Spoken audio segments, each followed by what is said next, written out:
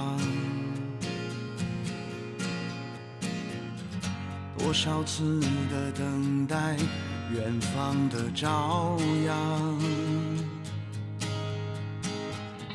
陌生的梦想和执着的倔强，在这一路之上，也曾感到彷徨。我矗立在茫茫生命之巅，总被时间改变，失去力量，也曾在迷茫中成长。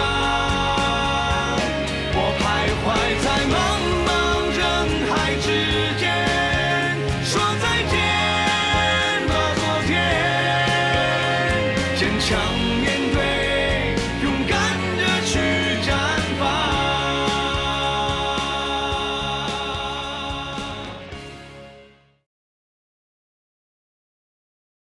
啊，不容易啊，演员辛苦，配合好，好，准备开始啊！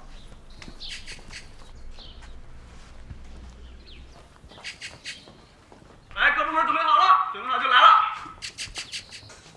老刘，刚才当着导演的面，金哥那么说，我不可能不接的。没事儿，你不是我主子，咱们这个戏的男一号，打人会吗？用我教你吗？不需要。导演，准备好了，好了，来吧！好，来准备好，各部门啊！好，3、2、1，开始。少爷，您不舍得打奴才。对，少爷不舍得打你，但是少爷要告诉你，现在在这儿跪着的是你，不是我。你这是什么眼神啊？奴才应该有这种眼神吗？棍子给我！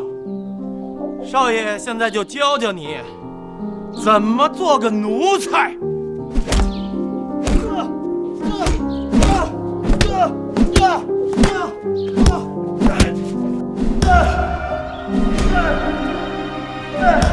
我做奴才，我会做吗？会做奴才吗？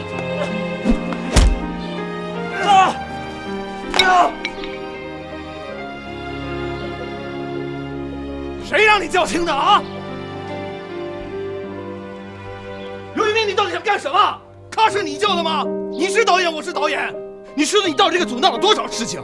你跟我说你专业在哪儿呢？你还教别人演戏？你有什么资格教别人演戏？我现在现场随便挑个群众演员都比你强，你他妈是个演员吗？你再说一遍。我再说1000遍，还是这句话，你他妈是个演员吗？别上手！别上手！我打导演呢！你再说一遍！讲了，再说一遍！别上手！别上手！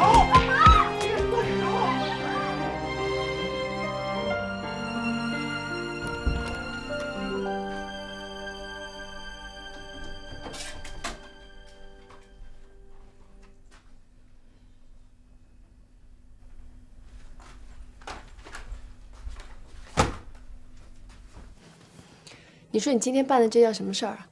这事儿要传出去，你在圈子里还怎么混呢？不是你告诉我你是怎么想的，行吗？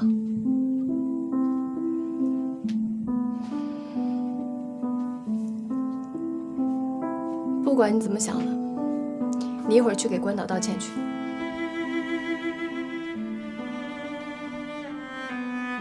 我凭什么要给他道歉啊？你说你凭什么要道歉？你打了人家了，你为什么要道歉？你没看到挨打的是我吗？我当时他妈要不喊叫，我他妈得被臭死！我要不拖下来让你看看？我告诉你，那导演苏显赫还有他经纪人，他们他妈合起伙来整我。何可可，你看不见吗？要怪谁啊？苏显赫在开拍之前就说了，可以用替身。你呢？你说什么了？你说你自己来，结果就是这样。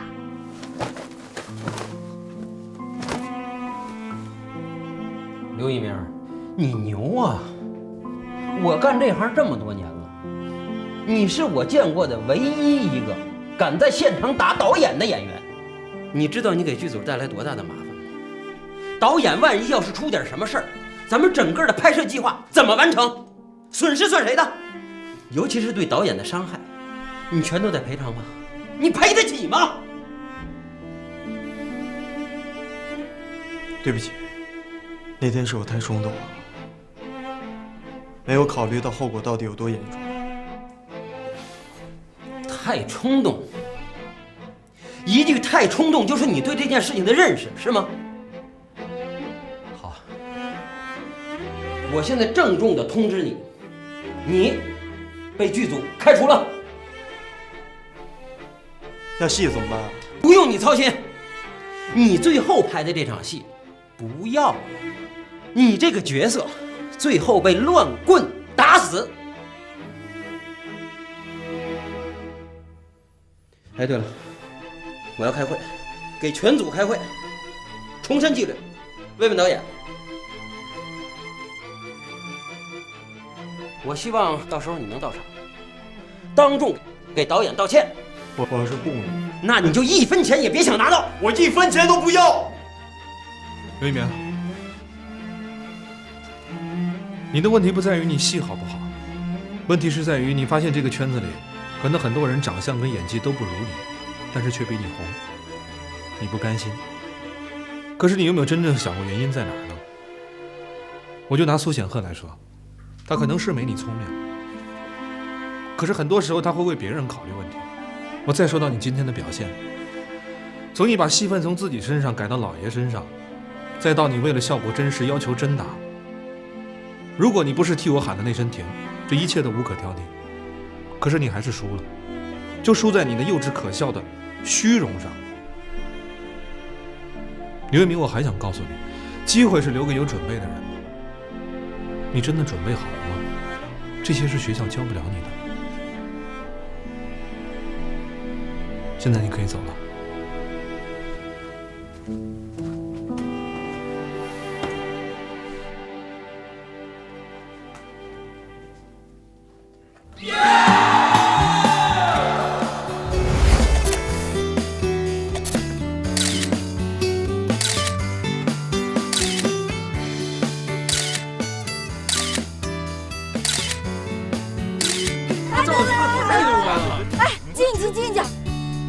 要宣布一个消息，3个小时以后从海州到北京，我要去北京跟一鸣开始全新的生活，我要去北京啦！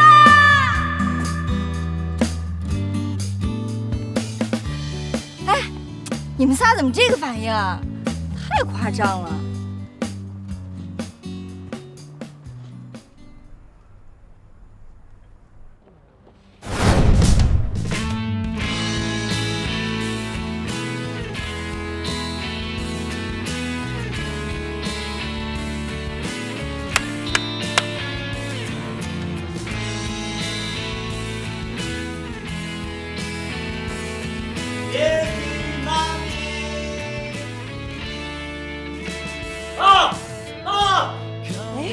听着像我儿子的声音呢。儿子，哎呦，儿子呀，你可回来了，妈妈想死你了，儿子。哎呦，妈妈真想死你了，儿子。真想假想。真想啊，儿子。哎，老头子，老头子，你快出来呀！哎呀，你儿子回来啦！哎呀，阿姨，阿姨，哎，志恒，我当你们3人面，我给明明同志提个意见，行不？喂，哎，明明，你不够意思，不够哥们儿啊！你突然回来也不提前打个招呼，搞突然袭击。兄弟，我这次回来啊，不是为了提前给你们家儿媳妇一个惊喜。不好意思了啊！阿姨，我先去放东西，待会儿帮你做饭。我方向呢？哎，慢点，轻点啊，慢点啊，你别偷着了啊！啊，行了，老伴，你休息吧，今天的饭都是我包了，待会儿他们都留下来一起吃饭啊！哎，你快走，快走，你赶紧别吵！儿子，你为什么不给妈妈打个电话？妈妈都快想死你了。这不在外边特忙吗？那你没现在？哎呀，想着。哥，回去吃饭啊？好，我写完这个就去。好，我先走了。哎，哥，你先吃饭去了啊。哎，行，一会儿见。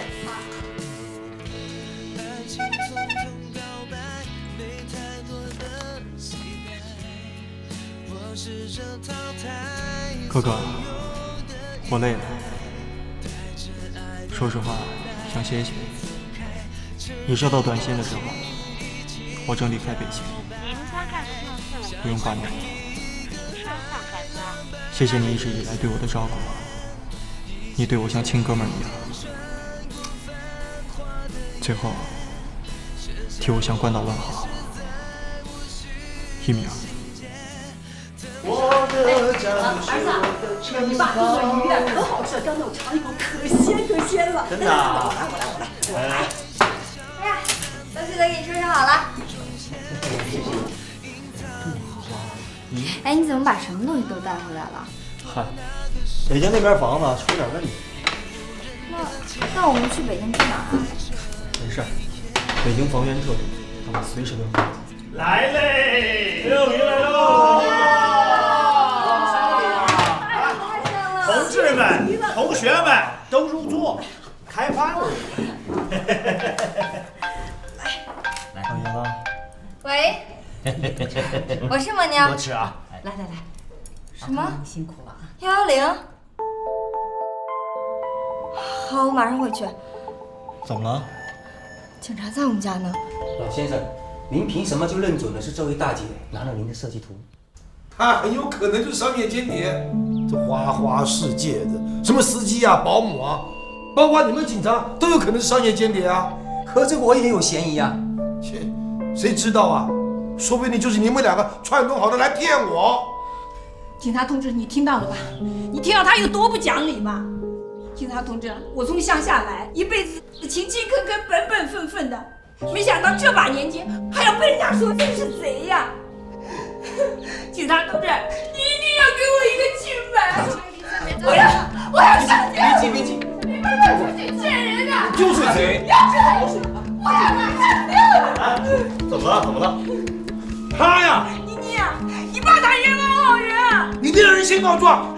他说我是商业间谍。你就是。我不是。关键啊是你爸说我和大姐是同谋。阿姨，你先别着急。爸，这到底怎么回事？他偷了我东西吗？我没有。你有。阿姨，爸，你是不是不记得自己放哪儿了？要是没证据，可不能乱说。我没乱说，就是他偷我的设计图，怎么你不相信我呢？你想一下，如果要是阿姨拿了你的设计图，她为什么要报警？他做贼的喊做贼。我没有。好了，放手。小偷，我说，我觉得没道理啊。怎么没有道理啊？家里不就3个人吗？你会拿我的设计图吗？我自己会拿我的设计图吗？我的设计图会长翅膀飞出去吗？不是你拿的，谁拿的？谁拿谁不懂？好了，不要吵了。别着急，我说最近是不是你和大叔经常会有些精神化？是有点，但也没你说的那么严重。去，简单的去屋里面休息一下。警察叔叔，我跟他们聊聊。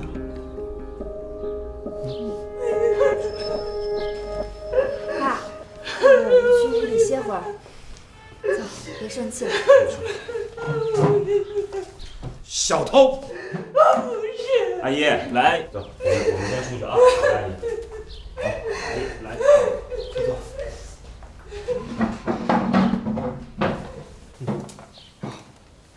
不好意思啊，就是我们家这事儿，您怎么看？我没辙了，你们家老爷子一套一套的，硬说是你们家那小时工干的。我替大姐说2句，就说我是同谋，我现在都不敢说话了。那您觉得有没有可能是我说他自己忘了放哪儿了？嗯，太有可能了。那大姐，就算是把设计图放她面前，她也不知道那是设计图啊，偷她干嘛？卖哪张废纸不比这贵啊？怎么样？怎么样？警察说什么？他们也觉得应该不是阿姨拿的。那图去哪儿了？我觉得孟叔是不是老年痴呆症啊？我大学的时候完成过一个老年痴呆症的角色，我调查过很多资料。那老年痴呆症的前期就是时而丢三落四，那他的性格呢，时而温水，时而暴跳如雷，甚至有的时候自己上完厕所没有冲厕所，他怪别人不干净。妮妮，你觉得孟叔会不会是把图放到其他地方，自己想不起来了？爸，吃饭啦！干嘛呢？啊，我在收拾东西啊。哎呀，你就别收了，等我后妈进门的时候让她收，反正她也没事干。你真是爱乱说话啊！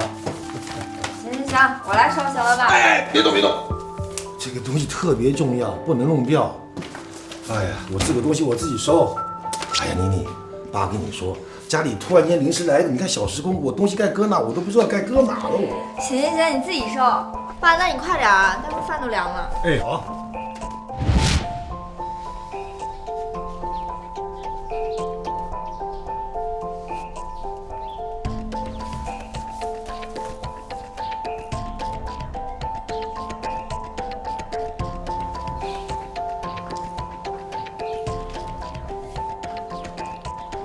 爸，是这个吗？哎呀，找到了，哪找到的？那女人全招了是不是？我就跟你说嘛，就是她拿的。幸亏呢找到了，不然呢我跳进黄河我也洗不清了。对不起，阿姨。行了，大姐，添麻烦了。这事儿清楚了，您就别生气了啊。我不气了，他们家呢，我也不打算再做了，不然呢，下一次呢，再丢了什么呢，还得赖我。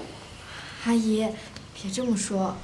阿姨，哎呀，妮妮啊，回头呢，你再去我们公司再去找一个。你看，出了这档事儿，我和你爸天天面对面的，也不好意思，是吧？那对不起了啊，妮妮，我先走了。对不起啊，阿姨。警察同志，谢谢你啊！啊，不谢。行，我也该走了。今天下午折腾的，不过还好，折腾清楚了。再见。辛苦了啊，不辛苦。谢谢啊。谢谢。再见。慢走。好，一步。慢走。行啊，刘老大，这你也能看得出来啊？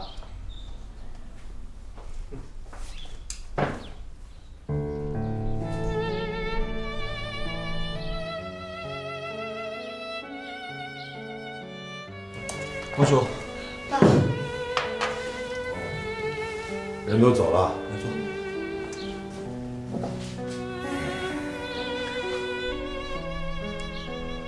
妮妮啊，不是爸要说你，你把爸的东西放到别的地方，也不跟爸事先说一遍，让爸误会了理解，你叫我以后怎么去面对他呀？爸，其实那些东西都是你自己放的。我放的。哎呀，对，哎呀，爸记起来了，是我放的。你看爸这个年纪大了，这个记忆不好了啊，真是的。爸，我们商量过了，我们决定带你去医院看看。医院？到医院干嘛？我们担心你有老年痴呆症的前兆。妮妮，这样，你跟孟叔好好聊一下，我们俩出去一下。妮妮，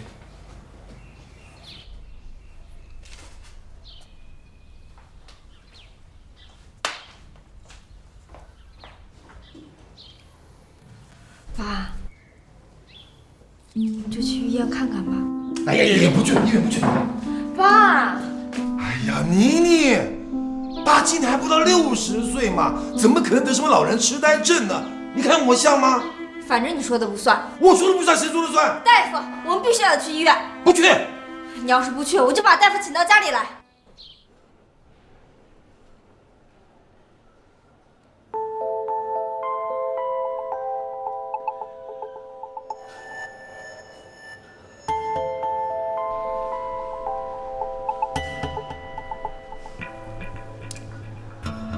那现在以我爸的状况，我们应该注意点什么？还能做点什么呢？让他保持好心情吧，心情最重要了。另外呢，多加强锻炼，饮食上也要控制一下，少吃点盐。那现在他可以自己照顾自己吗？现在应该没什么大问题。当然了，多陪陪他也是好的，尽量呢不要让他的病情发展得太严重。那您的意思是，他也许这个病永远都好不了了，是吗？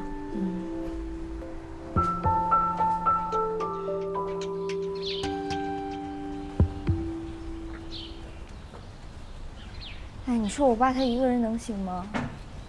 没事儿，既然孟叔想一个人待会儿，让他静静。我觉得也是，让孟叔一个人待会儿。明儿，这病啊，虽然不是什么小病，但也不是什么大病级别。作为家人，一定要调整好心态。一鸣说的对，很多事情啊急不得，至少孟叔现在病情没加重。我知道。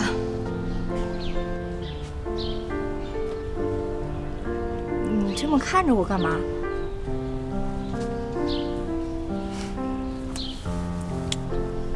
我觉得我们家妮儿真棒，真坚强。你还说呢？真的，只要一般女孩遇到这状况，早懵了，不一定哭成什么样了。志豪，对不对？啊，对，孟妮真棒。哎，怎么他说什么你就说什么呀？怎么那么会拍马屁啊，张志豪？我可是个追求真理的人啊！哎呦，行了吧你，真恶心。我们家妮儿是丑也美，这笑也美。哎呀，你们两个才真恶心呐！那你可以不听啊。对啊，你可以转过去啊，少儿不宜。我还是走吧。哎，不错啊。芥末沙驴，重色轻友的典型代表。拜拜。驴友，拜拜。不搭白。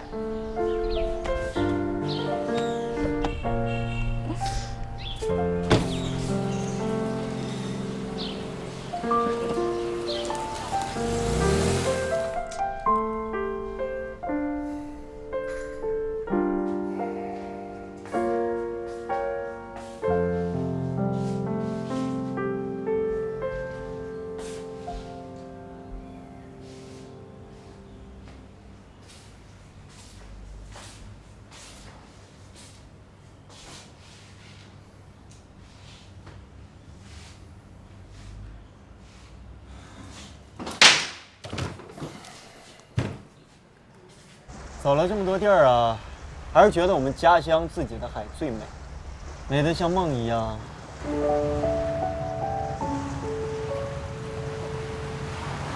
这跟北京比起来啊，这儿才是我的天堂。那是你，别人都觉得北京才是天堂。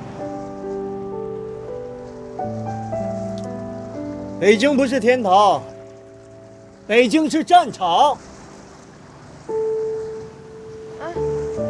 你怎么突然从北京回来了？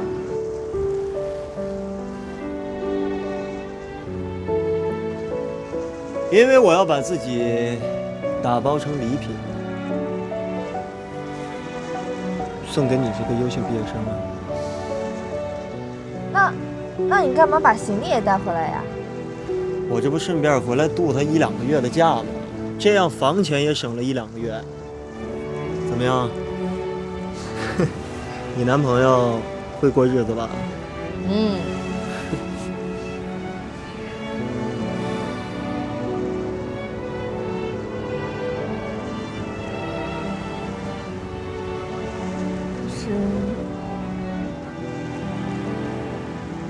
是我现在，我知道孟叔对于你来说很重要。如果孟叔需要人照顾的话，我会一直留下来照顾他。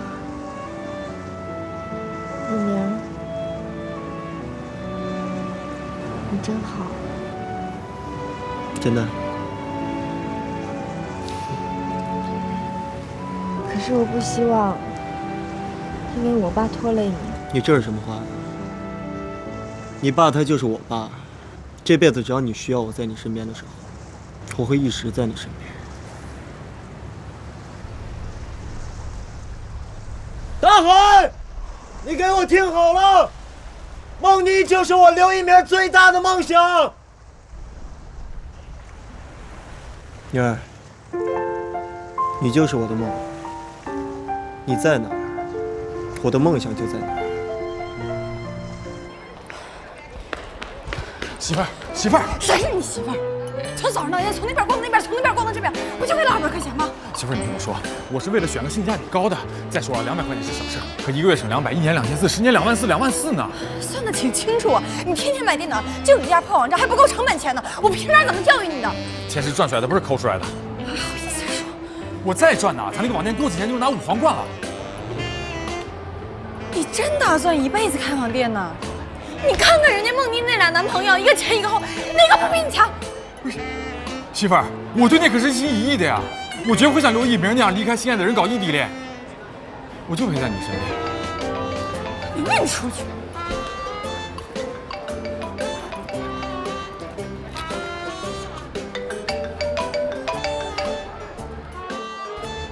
妮子，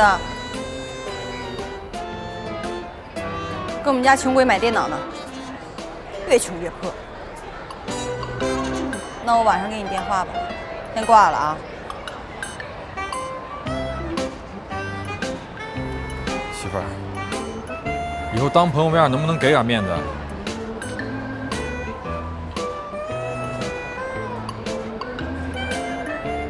行，我再给你个机会。今天逛过的店，选一家，一手交钱一手交货，不然甭买。你最有决断权，离开你我什么也干不成。你定。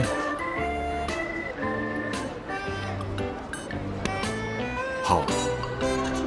这2年啊，古装、现代、年代、战争，我就没停过，机会也不少。可就是没有遇到过自己喜欢的角色，没有我自己喜欢的角色。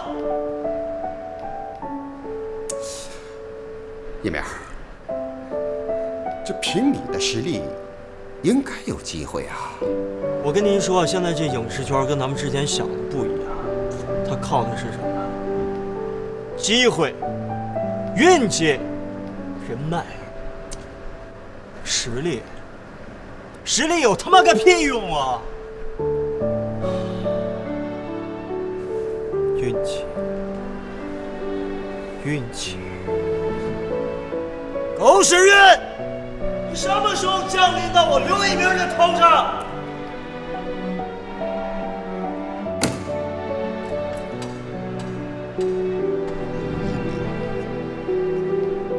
你在北京混了这么多年，咱们俩见面，你就在这跟我喊耶，什么时候？干嘛？这么软弱，这么无助，你的那些霸气，你的那些自信哪去了？你要考学的时候，你站在舞台上的那种状态哪去了？刘一鸣，我今天一定要给你找回那种感觉，找回那种自信。给我起来！你给我起来！好，放下，放下。走，上舞台。好，鞠躬。给。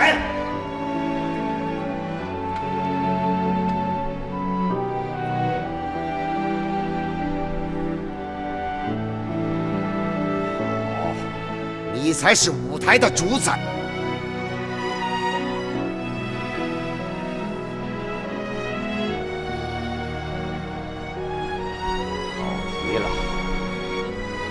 这才是刘一鸣。这才是属于你的真正的沃土，你的归属。怎么样，丁老师？这都是假的，虚无的。我不是没有自信，是在这个社会里边，你太有自信，太有个性，会吃亏。这2年我一直在吃亏，因为你改变不了这个社会，你就要被这个社会而改变。李淼，我知道你为什么在北京能会产生这种想法和感慨，释放你真正的才华，是吧？因为你在北京，你没有机会。老师以前跟你讲过，舞台才是你真正的归属，才是你成长的一片沃土。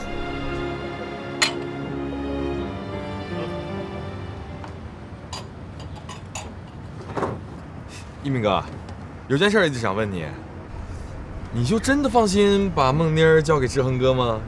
你不怕他俩日久生情，比翼双飞啊？你说郭海什么呢你？哎，你听没听说过一句话啊？这兄弟如手足，女人如衣服呀。说什么呢？哎，秦明，你听听。不是，你太坏了。胡说什么呀你？没胡说，他说的。那你重说。兄弟如手足，女人如父母。狡猾。这还差不多。哎，志豪，你看，你长得又帅，而且多金，什么时候找一女朋友啊？怎么说话呢？穷则独善其身，富则妻妾成群，怎么找一个找一群呢？对不对？哎，听你啊，等你有钱了，你就找好几个是吧？我不是那意思，别以为今天你张哥、刘哥都在，你就找能耐了。刘哥、张哥，什么刘哥、张哥？人俩不都比你大吗？哎，等等啊，刘张关，《三国演义》桃园三结义呀，咱拜把子吧。今天我们哥仨面朝大海，我们3个正式结义为兄弟，不求同生，但求同存，同甘共苦，同甘共苦。多少次等待，梦想着起航。多少次的从今天起，你就是我大哥，你就是我二哥。老三，你们2个就是我弟弟。哎，你仨是不是古装戏看多了，还结义呢？哎，古装戏，一鸣哥，你拍戏的时候觉得好玩吗？我觉得真正的拍戏啊，只有那么很短的时间是感觉到很享受的。其实没有大家看到的在电视上那么的光鲜亮丽，其实很辛苦。那跟我们就是拍话剧的时候一遍又一遍来有什么区别呀？那不一样，像咱们在剧院里边演话剧啊，是人与人的直接交流。那其实拍电视剧呢，你要遇到一个素质比较好的演员给你搭搭戏，要不行的，你只能对着空气演。我跟你有时候你这眼泪都快流下来了。突然一个场工在那走来走去，就嘎嘣嘎嘣嗑瓜子一样，顿时那眼泪回去了。真的。没事儿，我们这些人都特专业，就当他们不存在。我觉得还是跟咱们在话剧院演话剧的感觉不一样。那灯光一打起来，照在你身上，你就是那个角色。我觉得话剧才是真正的艺术。太有文化了。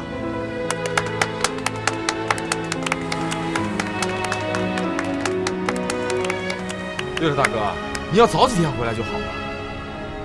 孟妮儿演话剧女一号啊，哎，演得特别好。这真的，孟妮啊，演得特别好。啊不，他们3个呀，演得特别好。行啊，二哥，孟妮儿演得好，我俩呢就是跑龙套，强盗甲、强盗乙，总共3句词儿，500万，500万。兄弟，我觉得不对啊，这个角色不分大小，只要你站在舞台上，哪管是1秒钟，都要享受那个角色，享受。对了，大哥，你什么时候找个机会让冰冰、孟妮还有我们仨去串个戏什么的？其实他们2个行，你现在心态不对。不是我的意思呀，我是说，我们几个可以一起在北京，一起往上走，一起努力，一起奋斗。我同意。来，我去北京找你们。我要去北京，等待属于我们的绽放，等待绽放。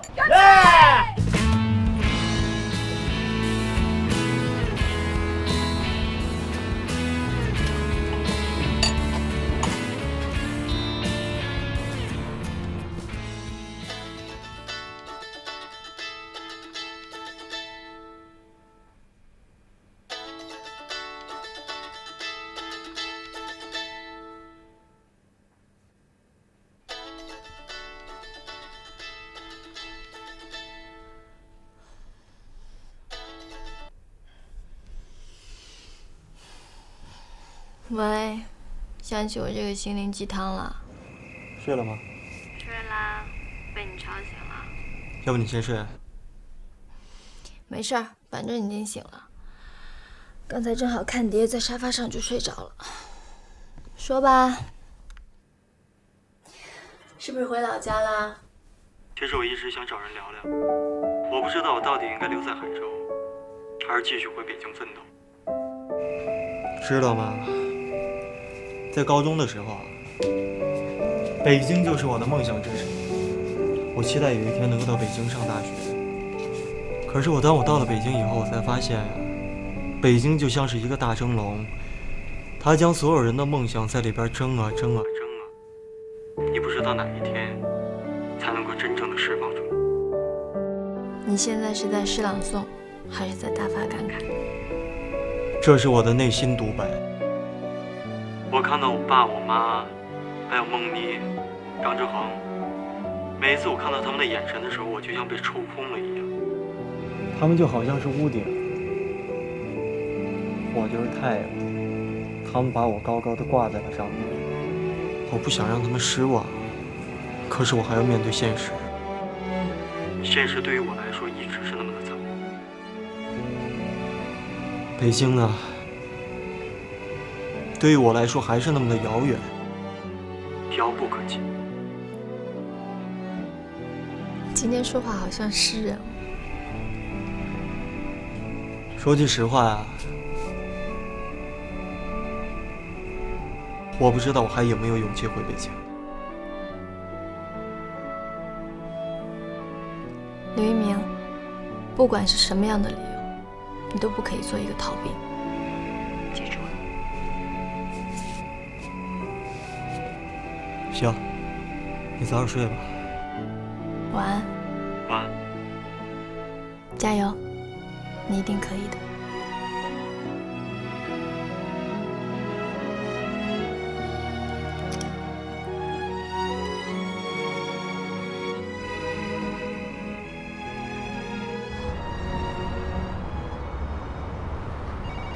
聚美封上大典和新品发布会迫在眉睫，今天请2位来呢，我也是想了解一下你们2个组现在的进度分别是怎么样的，谁来汇报一下？封上大典前期工作准备已经就绪了，我们马上可以进入彩排阶段。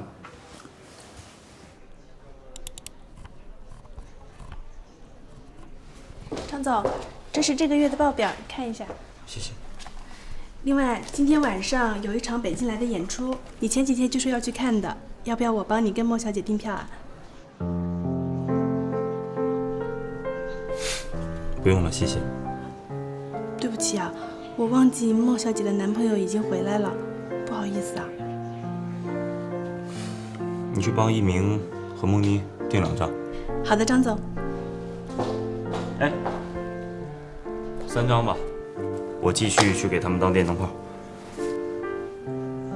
好的，那我先下去了。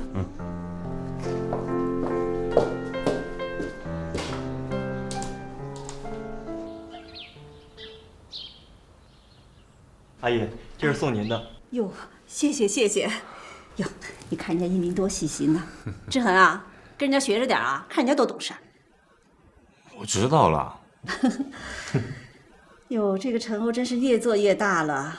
说起来也巧了，这聚美的老总啊，跟我是很好的朋友呢。哦，哎，对了，叔叔，这个呢是您最喜欢喝的花茶。哦，好，谢谢啊，谢谢。怎么样，一鸣，在北京生活的还习惯吗？还挺好的，反正就除了拍戏以外，我还打了一份工，然后有时间邀请你们一起去吧。啊，好啊，有时间我们上北京去看看一鸣去啊。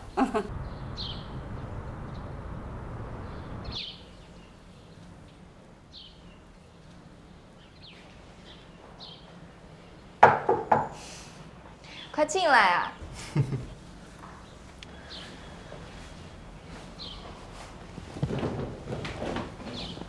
这箱子啊，这2个箱子本来是要带去北京的，还没来得及打开呢。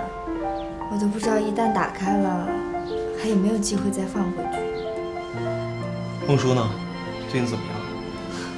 我爸他最近可好了，已经开始锻炼身体，还在练意大利文呢，说要什么锻炼脑子。孟叔真棒，和我们家妞一样棒。你是不是说反了呀？应该是我跟我爸一样棒才对吧？笨蛋！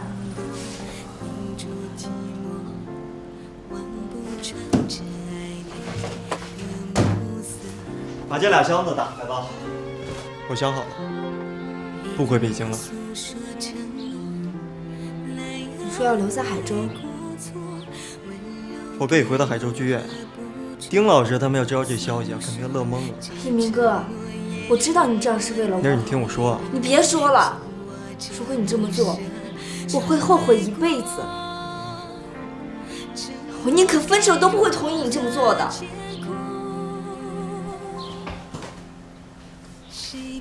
妞儿，我告诉你，以后我不管你再生气，都不准拿分手2个字开玩笑，知道吗？那你答应我，不管什么时候发生什么事儿，都不准再说出放弃北京的话。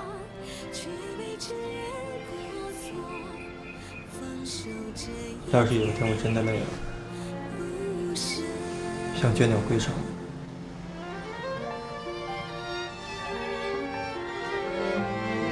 我才不信。